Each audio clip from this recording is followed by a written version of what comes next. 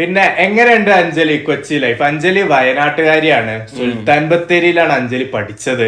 ഇപ്പൊ അഞ്ജലി കൊച്ചിയിലാണ് വർക്ക് ചെയ്യുന്നത്. സോ എങ്ങനെയുണ്ട് ആ ഒരു ഡിഫറൻസ്, ട്രാൻസിഷൻ, ആ ഒരു കോൺട്രാസ്റ്റ്?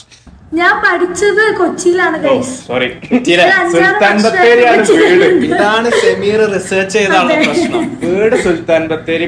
റിസർച്ച് ചെയ്യുമ്പോ മിനിമം എന്നോട് ചോദിക്കാനൊരു മര്യാദയെങ്കിലും കാര്യം. വിക്കിപീഡിയ റിസർച്ച് ചെയ്ത പോലെ അവർക്ക് ഇവിടെ നിന്ന് കിട്ടുന്ന സംഭവം റിസർച്ച് ചെയ്തിട്ടില്ല. ഞാൻ എന്റെ ഒരു മസിൽ മെമ്മറി ഉള്ള ഒരു സംഭവം കേട്ടു. നമ്മള് പണ്ട് ചെയ്ത DMs ആണ്. അതെ. കൊച്ചി ലൈഫ് എന്ന് വെച്ചാൽ പണ്ട് നാട്ടിൽ നിന്ന് ഇങ്ങോട്ട് വരുമ്പോ എനിക്ക് ഭയങ്കര എക്സൈറ്റ്മെന്റ് ആയിരുന്നു. അപ്പൊ എനിക്ക് കൊച്ചി തന്നെ നിക്കണം, ഇവിടെ തന്നെ സെറ്റിൽ ചെയ്യണം, ഇവിടെ തന്നെ ജീവിക്കണം എന്നൊക്കെയാണ് എന്റെ ഏറ്റവും വലിയ ആഗ്രഹം. പക്ഷെ ഇപ്പൊ അങ്ങനത്തെ ഒരു ആഗ്രഹമൊന്നുമില്ല. എനിക്ക് എങ്ങനെയെങ്കിലും വീട്ടിൽ പോയി കിട്ടിയാൽ മതി എന്നുള്ളൂ. ഇവിടുത്തെ ഭയങ്കര ചൂടും പിന്നെ ആ റഷും അതൊക്കെ എനിക്ക് ഇപ്പൊ എനിക്ക് അത്രയ്ക്ക് വലിയൊരു ശരിയാവുന്നില്ല.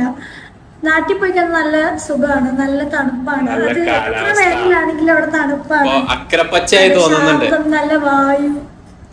അക്കരപ്പച്ചല്ല, അവിടെയാണ് പച്ച. അതെ. അപ്പൊ അന്ന് കൊച്ചിയിലേക്ക് വന്നപ്പോ എന്താണ് ഇത്ര അട്രാക്റ്റീവ് ആയി തോന്നിയത്? അട്രാക്റ്റീവ് ആയി തോന്നുന്നത് നമ്മളൊരു കാട്ടുമുക്കി പോയി നിൽക്കുമ്പോൾ നമുക്ക് ഓബിയസ്ലി പുറത്ത് എന്താണ് സംഭവിക്കുന്നതെന്ന് അറിയാനുള്ള ഒരു ഭയങ്കര ത്വര ഉണ്ടാകും. അപ്പൊ നിങ്ങളിപ്പോ കാനഡയിൽ പോയപ്പോ ഞാൻ സമീറ പോലെ സായാനിപ്പോ കാനഡ പോയപ്പോ ഭയങ്കര ഇതായിരുന്നില്ലേ, എക്സൈറ്റ്മെന്റ് ആയിരുന്നില്ലേ? പക്ഷെ എനിക്ക് ആ എക്സൈറ്റ്മെന്റ് ഇപ്പോഴും ഉണ്ട്. ഞാൻ ഇപ്പോഴും നാട്ടിലേക്ക് തിരിച്ചു പോയിട്ടില്ല. അതെ.